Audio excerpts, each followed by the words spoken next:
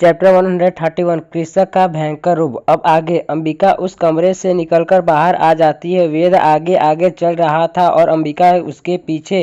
अंबिका के दिमाग में अब भी वही चल रहा था कि आज उसके साथ ये क्या हो गया। वेद अंबिका को लेकर उस कमरे में दूर आ गया जहां उस वक्त कोई भी नहीं था। कृषक के ग्राउंड्स के अलावा वो वहीं काउच पर उसे बैठा देता। अंबिका बैठ जाती, वही वेद भी उसके पास बैठ जाता है। वेद अंबिका की तरफ देखता है जिसके चेहरे पर यहाँ आते वक्त जो खुशी नजर आ रही थी अब उसे उस चेहरे पर सिर्फ उदासी नजर आ रही थी। वेद को अंबिका को ऐसे देखकर पूरा बुरा फील हो रहा था। उसे अब खुद पर गुस्सा आ रहा था कि वह क्यों उसे अकेला छोड़कर गया।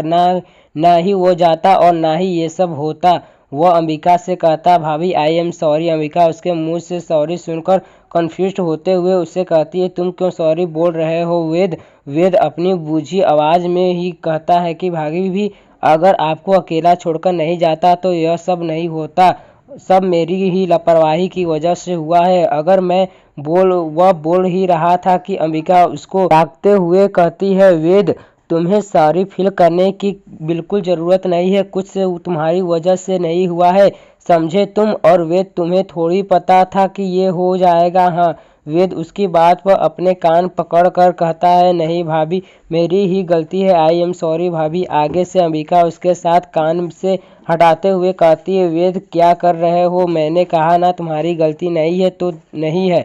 वेद अंबिका की तरफ देखता है, उसकी आंखों में आंसुओं से भरी थी। वो अपने ही भरे हुए गले से कहता है, भाभी आप सच में मुझसे नाराज नहीं है ना। इस बात को लेकर अंबिका वेद की आंखों में आंसू देखते हुए तो हैरान हो जाती है और उसे कहती है कि आंसू अपना साफ कर लो। वेद ये क्या तुम कर रहे हो, क्यों रो रहे हो।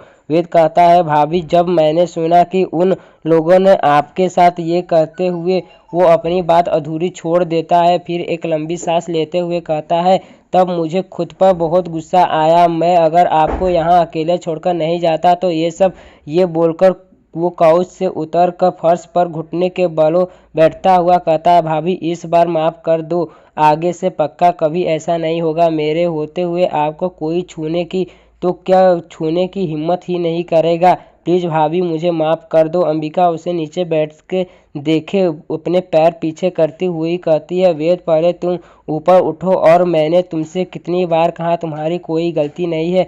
और अब अगर तुमने दोबारा सॉरी बोला तो मैं तुमसे सच में नाराज़ हो जाऊंगी। वेद उसकी बात पर काउच पर बैठते हुए कहता है, अरे नहीं नहीं भाभी नाराज़ मत होना प्लीज़। अंबिका उसकी बात पर बस हल्का सा मुस्कुरा देती है। वेद अंबिका को देखते हुए खुद से कहती है, आपने तो माफ़ कर दिया पर ब्रो मुझे माफ़ करेंगे। वही उस कमरे में कृषक हंसते हुए उनकी तरफ आ रहा था। उसकी यह हंसी बहुत भयानक लग रही थी। उसको हंसते देख वहाँ खड़े जतीन की हालत खराब हो रही थी। वो खिंचते हुए रोहित के पीछे चला जाता है। वो खुद से ही कहता है, हे भगवान कहाँ फंस गया बॉस। जिस तरह से हंस रहे हैं इससे तो लगता है कि आज आप फिर मर्डर दिखाओगे। फिर खुद को ही करेक्ट करते हुए अपने कान को छूते हुए कहता है, सॉरी भगवान जी आप गलत मत समझना। मैं मर्डर मूवी की नहीं, मैं सच वाले मर्डर की बात कर रहा हूँ। वही मैक्स की भी आज हवा टाइट हो रही थी क्योंकि उसके रहते उसकी लेडी बॉस के साथ ये हो गया जो जाहिर की बात है कृषक उसे भी नहीं छोड़ेगा। उसे हंसते देख उन चारों लड़कों के साथ साथ उसके माथे पर भी पसीना आ गया। कृषक हंसते हुए ही अपना कोट उतारकर मैक्स की तरफ बढ़ा देता है तो मैक्स वो ले लेता है। कृषक अपनी रिफ्लेक्स को फील्ड करने लगता है। वहाँ खड़े सब लोग को अंदाजा हो गया था कि कृषक उनकी बहुत बुरी हालत करेगा। कृषक को स्लीप फील्ड करते हुए वो लड़के अब पूरी तरह चीख चीख कर रोना लगते हैं। उनमें से एक लड़का कहता है, सर हमें माफ़ कर दीजिए। वो बोल ही रहा था कि कृषक जो हंस रहा था वो उसकी आवाज़ सुनकर अपनी हंसी रोकते हुए उसे अपनी जलती नज़रों से उसे देखते हुए उस लड़के के पास जाता है और अपनी नीली आंख उगलते आंखों से उसे घूरकर देखता है। अपनी एक आई ब्रोज अप करता है और अपने दांत पीसते हुए कहता है, स कोई एक्सप्लेन नहीं, क्योंकि जो किया है तुम लोगों ने उसकी कोई एक्सप्लेन नहीं। इतना कहते ही वो उसके चेहरे पर मुक्कों की बरसात कर देता है। उस लड़के को पिटते हुए देखकर बाकी तीनों लड़के और तेजी से रोने लगते हैं। कृषक उनकी तेज आवाज़ सुनकर उस लड़कों को छोड़ उन तीनों की तरफ अपनी जलती हुई नज़रों से देखता है और उन दोनों को एक एक करके मारने लगता है। उसे देखकर ऐसा लगता है कि उसके सामने पंचिंग बैग नीचे पड़े हैं और उन पर अपनी प्रैक्टिस कर रहा है। उन चारों के मुंह से और माथे से खून पानी की तरह बह रहा था। वो लड़के पिटते हुए कहते हैं, सर प्लीज़ हमें माफ़ कर दीजिए। आगे से कृषक ने उसे पूरा बोलने ही नहीं दिया और उस लड़के के दोनों हाथों को पकड़कर कहता है, कृषक अपनी कोड वॉइस में कहता है, कृषक सिंह राजपूत की डिस्ट्रोनिक में माफ़ी वर्ड है ही नहीं।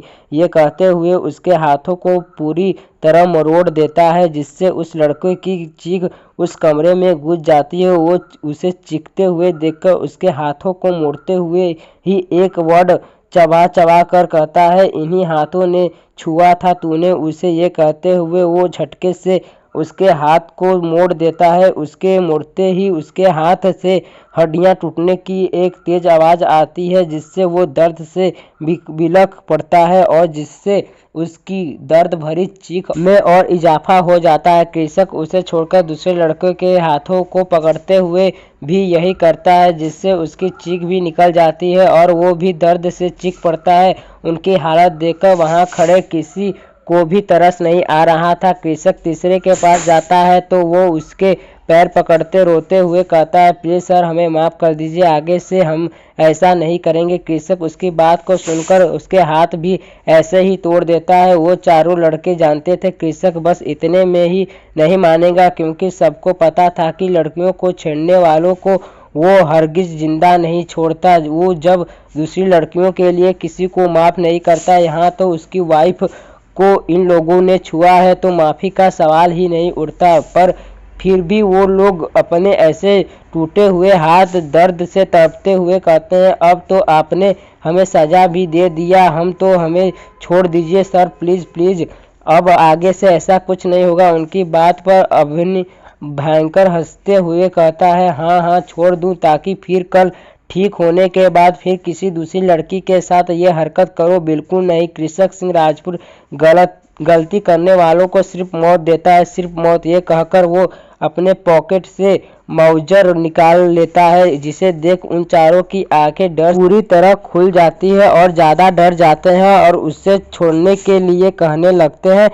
उनमें से एक लड़का अपनी दर्द भरी आवाज़ में कहता है, सो सॉरी सर, प्लीज़ हमें छोड़ दीजिए प्लीज़। कृषक उसकी बात सुनकर उस पर पॉइंट करते हुए ही अपनी डेविल स्माइल करते हुए गर्दन टेढ़ी करते हुए कहता है, मेरी वाइफ को छूने का हक सिर्फ मेरा है, सी ओनली माइन, और उसे छूकर तुम लोगों ने अपनी नसीब में मौत लिख ली है। Bad I am Johnny. कहते ही वो ट्रिगर दबा देता है। वो गोली उस लड़के के माथे के बीचों बीच लग जाती, जिससे उस लड़के की दर्द भरी चीख बंद हो जाती है। बाकी के तीनों कुछ रिएक्ट करते उससे पहले कृषक बिना वक्त गए उन तीनों को भी शूट कर देता है, जिससे उनकी भी आवाज़ बंद हो जाती है। उनके शांत होते ही कृषक अपनी आंखें कसकर बंद करते हुए मौजर में बची गोलियां भी हवा में फायर करने लग जाता है। फिर गोलियां खत्म होते ही वो मौजर जमीन पर फेंक देता है और सामने वाल पर पंच मारने लगता है।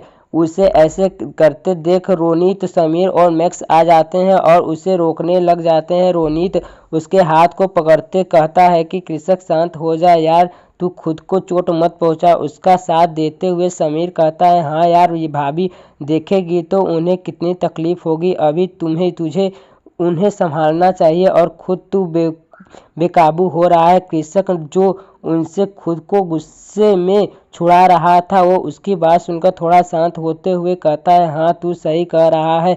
वो बोल नहीं रही है पर वो बहुत हर्ट हुई है। और ये सब इतना कहते हुए वो मैक्स की गर्दन को पकड़ लेता है और वाल से लगा देता है और उसे अपनी गुस्से भरी लाल आंखों से घूरता हुआ दांत पीसते हुए कहता है, यू ब्लडी तुम्हारे होते हुए उन लोगों ने वाइफ को छुआ कैसे? मैक्स की तो हालत खराब हो रही थी। समीर और रोनित जो रिलैक्स हो गए थे कि वो उनकी बात मान गए, पर उसे मैक्स का गला दबाते हुए देख वो चौंक जाते हैं और उसे मैक्स को अलग करने लगते हैं। समीर थोड़ी तेज आवाज में कहता है, पागल हो गया है क्या तू? मर जाएगा वो, छोड़ उसे। रोनित उसका साथ देते हुए कहता है, कृषक छोड़ उसे यार, उसे पता होता तो वो इन सबों को भाभी को छूने के आसपास भी नहीं आने देता। छोड़ उसे कृषक। उनकी बात पर उसे छोड़ देता है। उसके छोड़ते ही मैक्स लंबी लंबी सांसें लेने लगता है। रोनित उसकी बैकरूप करने लगता है और उससे पूछता है, मैक्स तुम ठीक हो तो? मैक्स अपनी तेज सांस लेते हुए हाँ में गर्दन हिला देती है। तभी समीर कहता है कि और तूने ही तो फ़ोन करके कहा था कि बाहर की सिक्योरिटी पर ज़्यादा ध्यान देना, तो फिर भी तू ऐसा रिएक्ट कर रहा है, पागल हो गया है क्या तू? कृषक चिल्लाते हुए कहता है, हाँ मैं पागल हो गया हूँ। मेरे होते हुए इन लोगों ने वाइफ को, इन लोगों ने सोचा भी कैसे मेरी जान को छूने के बारे में? तभी रोनित उसके कंधे पर हाथ रखते हुए कहता है कि मैं समझ सकता हूँ यार, पर देख तूने इन लोगों को उनके किए की सजा दे दी और हम में से कोई आया तुझे रोकने नहीं, क्योंकि हमें पता था तू जो कर रहा है बिल्कुल सही कर रहा है। समीर कहता है, हाँ यार, पर अभी तुझे यह सब छोड़कर अभी भाभी के पास जाना चाहिए, उन्हें संभालना चाहिए और उनके सामने अब इस बारे में कोई बात मत करना। हो सके तो उनसे इस बारे में अब कुछ और बिल्कुल मत पूछना। कृषक उन लोगों की बात सुन उन्हें देखने लगता है तो समीर अपनी गर्दन हाँ में हिलाते हुए कहता है, तो डॉक्टर मुझे सलाह दे रहा है कि इस बारे में भाभी से अब कोई बात मत करना। अब जाओ, मूड सही कर, भाभी तेरा वेट कर रही होगी। कृषक को उन लोगों की बात सही लगती है तो वो उनकी बात पर सर हाँ में हिला देता है और बाहर जाने लगता है। तो मैक्स कहता है, सॉरी बॉस, ये लास्ट मिस्टेक थी। आगे से कृषक उसकी बात पर चलते हुए रुक जाता है और उसकी तरफ देखने लगता है, ये लास्ट होनी ही चाहिए। मैक्स ये कहकर उसके कंधे थपथपा देता है, फिर बाहर जाते हुए कहता है, समीर मैक्स को एक बार चेकअप करवा लो। इतना कहकर वो बाहर चला जाता है। उसकी बात सुनकर रोनित और समीर एक दूसरे का मुंह देखने लगते हैं। समीर कहता है, इसका सही है, मारता भी खुद है और फिर दवा भी लगाने को बोलता है, खुद ही करता है। फिर समीर मैक्स से बोलता है, आइए मैक्स जी, आपके बॉस को ऑर्डर है आपको चेक कराने की। तो मैक्स कहता है, सर नहीं, मैं ठीक हूँ बिल्कुल, इसकी कोई ज़रूरत नहीं है। तो समीर कहता है, नहीं यार, करने दे, वरना तेरे डेबिल बॉस को पता चला तो खाना खाओ मेरे पीछे पड़ जाएगा। फिर पीछे की तरफ मुड़ते हुए कहता है, जतिन ऐसा करो मेरा। उसने ये कहा ही थी कि उसकी नज़र सामने नीचे ज़मीन पर बैठे जतिन पर पड़ती है। उसकी आंखें पूरी की पूरी खुली है। वो उसे ऐसे बैठे देख रोहित से कहता है, ये इसे क्या हो गया? उसकी बात पर रोनित कंधे उचका देता है। फिर वो लोगों उसके पास चले जाते हैं। रोहित कहता है, जतिन नीचे ऐसे क्यों बैठा खड़ा हो रहा है? पर जतिन कुछ भी रिएक्ट नहीं कर रहा था। समीर घुटने के बल बैठकर उसके गाल थपथपाता हुआ कहता है, जतिन जतिन। उसके गाल थपथपाते ही जतिन फर्श पर गिर जाता है। उसको ऐसे गिरते देख सब चौंक जाते हैं। मैक्स कहता है, अब इसे क्या हो गया सर? तो समीर कहता है, एक मिनट देखता हूँ। फिर वो उसकी कलाई पकड़ कर उसकी नाम से चेक करने लगता है। थोड़ी देर में कहता है, कुछ नहीं हुआ, बेहोश हो गया शायद डर की वजह से। उसकी बात पर रोनित और मैक्स कहते हैं, अच्छा। तो समीर कहता है, अच्छा क्या? उठाओ इसे यहाँ से, वरना कभी अभी होश आ गया तो फिर बेहोश हो जाएगा। तो उसकी बात पर रोहित कंफ्यूज होते हुए कहता है, क्यों? तो समीर कहता है, देख इसका मुंह इसके सामने है। उसकी बात पर सब दिखता है। जो जतिन का फेस उनमें से एक लड़के के फेस के सामने जिन्होंने कृषक के शूट करा था, जिससे जतिन की आंखें खुलते ही उसके चेहरे पर नज़र पड़ती है। समीर की बात पर मैक्स ग्रुड्स को बोलता है उसे उठाने के लिए। फिर उसे लेकर सब भी बाहर आ जाते हैं। वही कृषक बाहर चला जाता है तो बाहर आकर अपनी नज़र चारों तरफ घुमाता है तो कुछ ही देर पर काउच पर बैठी अंबिका और वेद पर जाती है। वो उनकी तरफ चला जाता है।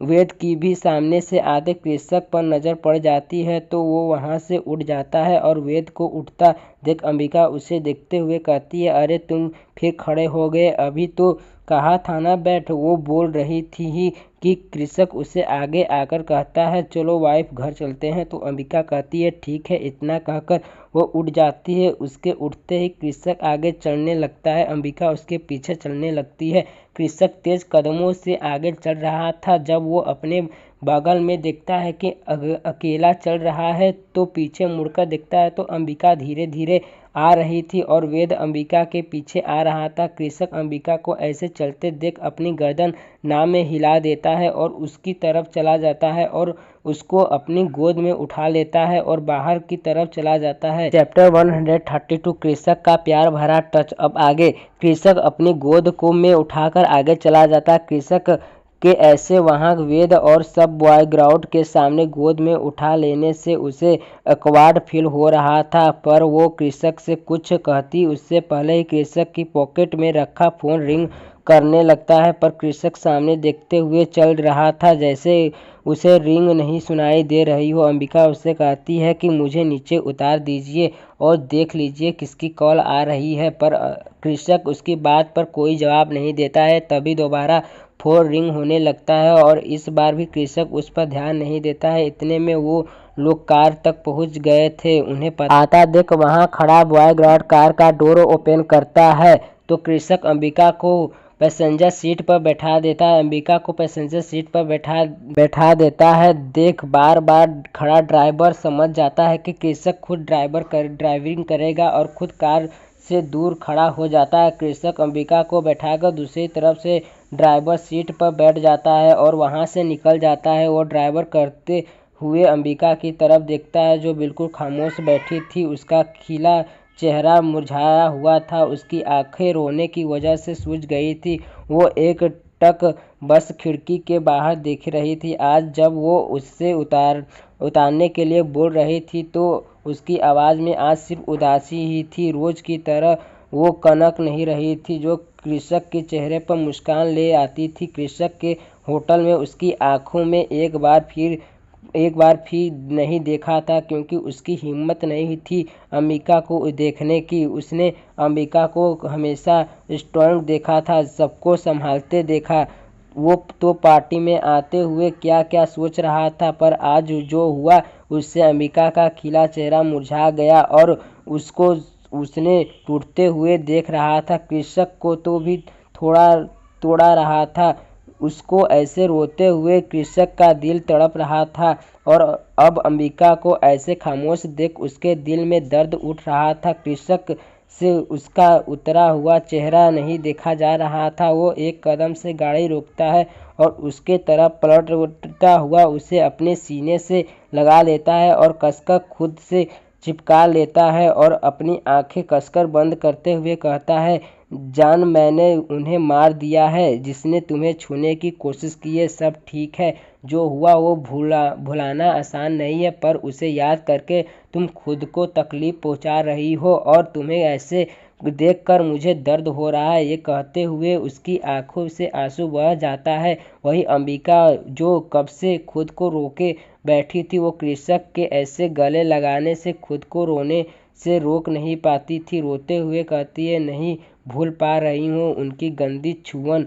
उन्होंने मुझे छूकर गंदा कर दिया है। मुझे छूने का हक मैंने आपको दिया है। अब आप मेरी मर्जी के बिना मुझे छूते नहीं तो उनकी हिम्मत कैसे हुई है। फिर कृषक के से अलग होते हुए अपनी रुआसी आवाज़ में कहती है, पता अब भी मुझे अपने शरीर पर उन गंदे लोगों का टच महसूस हो रहा है। मुझे खुद को भी घिन आ रही है। भूल ही नहीं पा रही हूँ उन लोगों का टच। कृषक उसकी बात सुनकर उसकी सीट बेल्ट खोल देता है, उसकी कमर से पकड़ कर अपनी लैप पर बैठा लेता है। उसके बैक और कमर अपने हाथ से उसे सेंसुअल छूते हुए कहता है, जान अब भी उन लोगों का टच फील हो रहा है। हाँ। अंबिका कृषक के ऐसे छूने अपनी आंखें कसकर बंद कर लेती है और अपनी गर्दन ना में सिर हिला देती है और उसके आंखों से आंसू उसके गालों से होते हुए कृषक की शर्ट को भिगा देता है। कृषक उसे रोते देख उसके चेहरे को अपने हाथों से भरकर उसके आंसू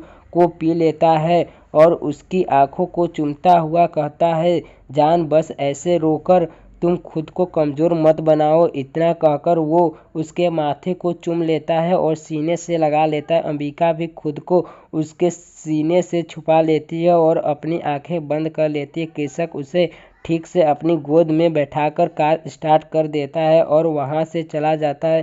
थोड़ी देर ही हुई थी कि कृषक का फोन रिंग होने लगा, पर वो इस बार भी नहीं उठाता। अंबिका कहती है पर वो उसे अपने सीने से लगाकर उसे चुप कर देता है कि ताकि उसका फोन रिंग करने लगता है तो वो इरिटेट होता हुआ गुस्से में अपनी पॉकेट से फ़ोन निकाल कर बिना देखे पिक करते हुए कहता है, अगर मैं फ़ोन पिक नहीं कर रहा हूँ इसका मतलब मुझे अभी बात वो बोल ही रहा था कि दूसरी तरफ से किसी की आवाज़ आती है, जिसे सुनकर कृषक की पकड़ फ़ोन पर कसकर जाती है और उसके मुंह से बस यही निकलता है, मिस्टर देव सिंह राजपूत, मुझे आपसे मिलने में कोई इंटरेस्ट नहीं है। इतना बोलकर वह फ़ोन रख देता है। वही अंबिका ने भी उसकी बात सुन लेती है। वो जब से कृषक से मिली थी उसने कृषक और उसकी फैमिली के बीच का रिलेशन ऐसा ही देखा था, उलझा हुआ, और सबसे ज़्यादा तो कृषक और उसके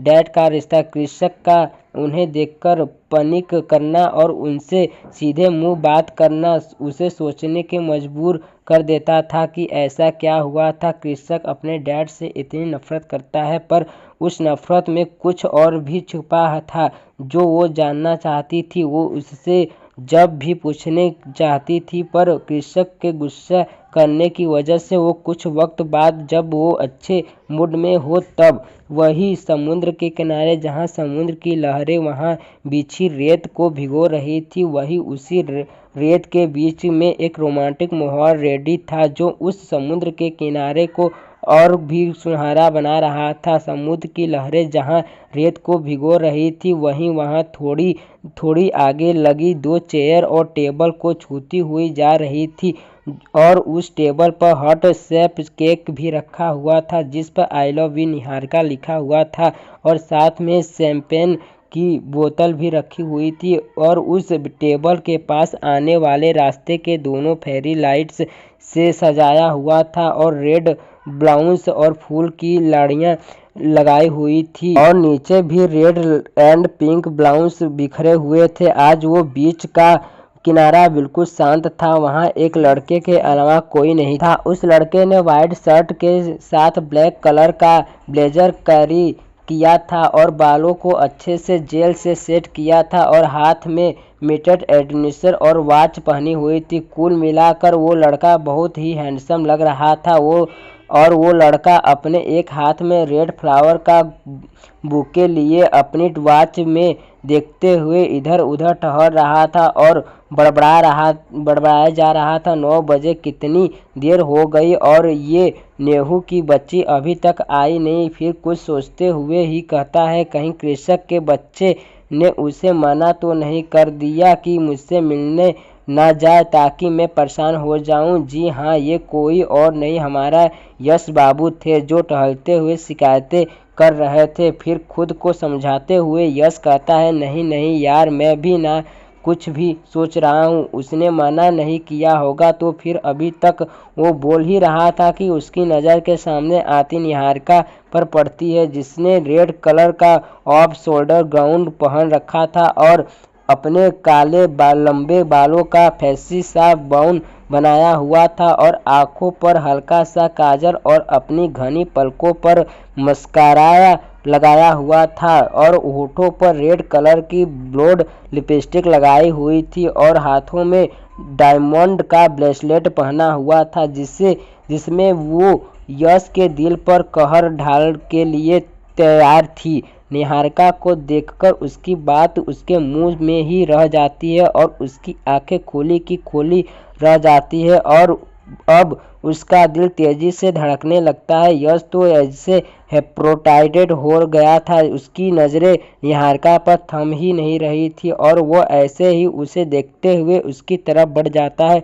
वही निहारिका भी की नज़र अब यश पर पड़ती है, जो उसका दिल बुलेट ट्रेन से भी फास्ट दौड़ने लगता है, पर उसकी नज़रें यश के हैंडसम लुक में ही अटक जाती है और वो भी उसकी तरफ बिना पलके झपकाए उसकी तरफ बढ़ जाती है। यश उसकी तरफ आते हुए उसके पास आ जाता है और उसकी आंखों में देखते हुए ही अपनी आवाज़ में मदहोशी लेता हुआ कहता है, you are looking so hot. Niharika का यश की बात सुनकर उसका दिल और तेजी से धड़कने लगता है और वो शर्मा कर अपनी नज़रें नीचे कर लेती है। निहारिका को शर्माते देख यश के चेहरे पर स्माइल आ जाता है। वो उसे देखते हुए ही अपने घुटनों के बल बैठकर बुके आगे करता हुआ कहता है, I love you Niharika and this beautiful flower for words beautiful girl.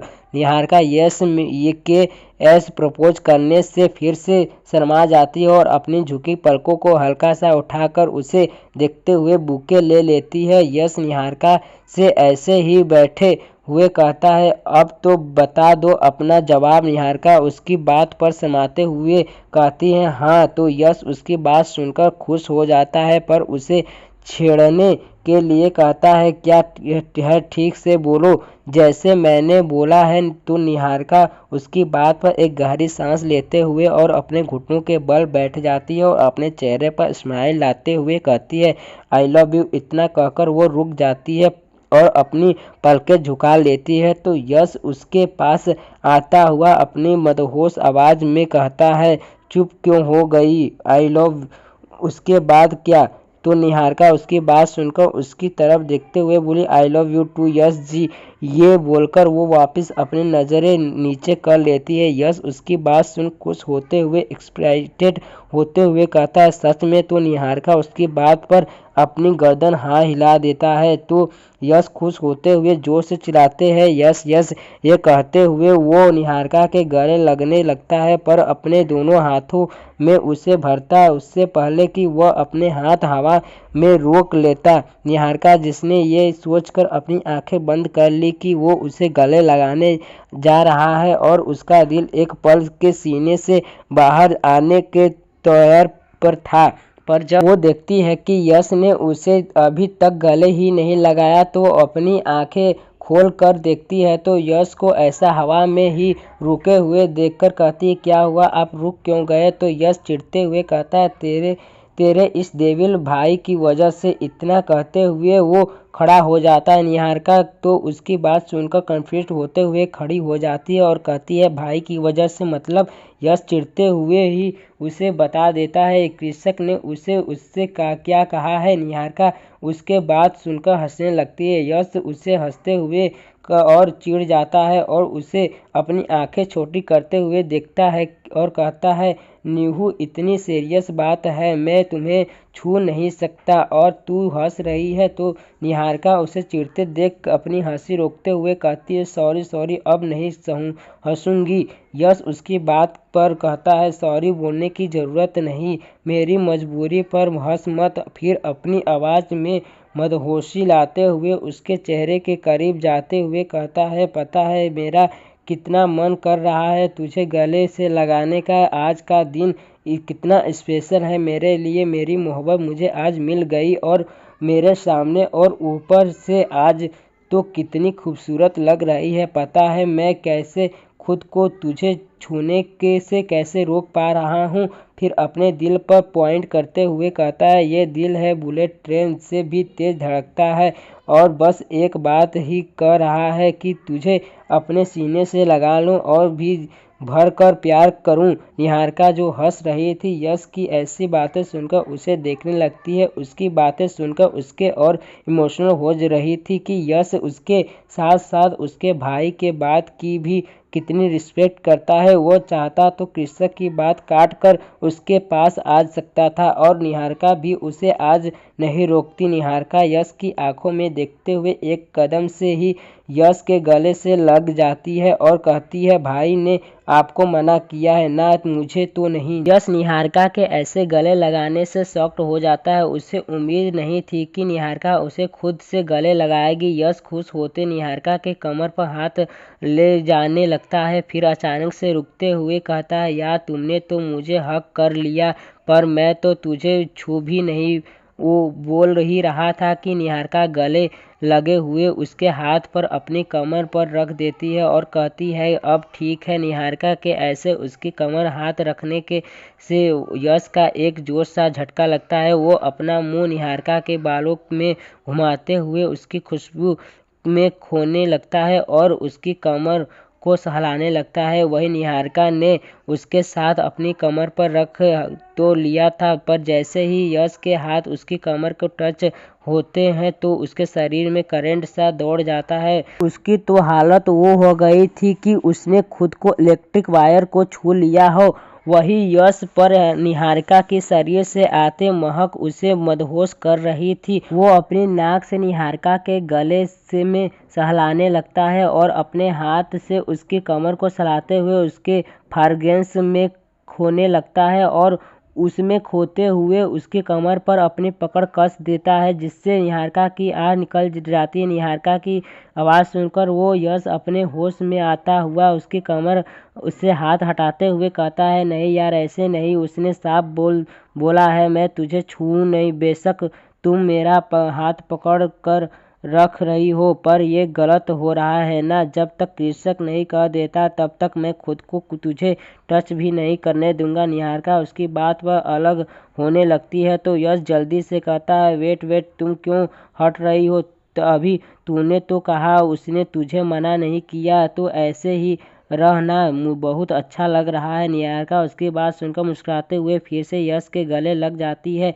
थोड़ी देर बाद निहारिका उससे अलग होती तो यश उसके चेहरे को देखते हुए कहता है, थैंक यू होनी, मेरे दिल को अब थोड़ा सब्र हुआ।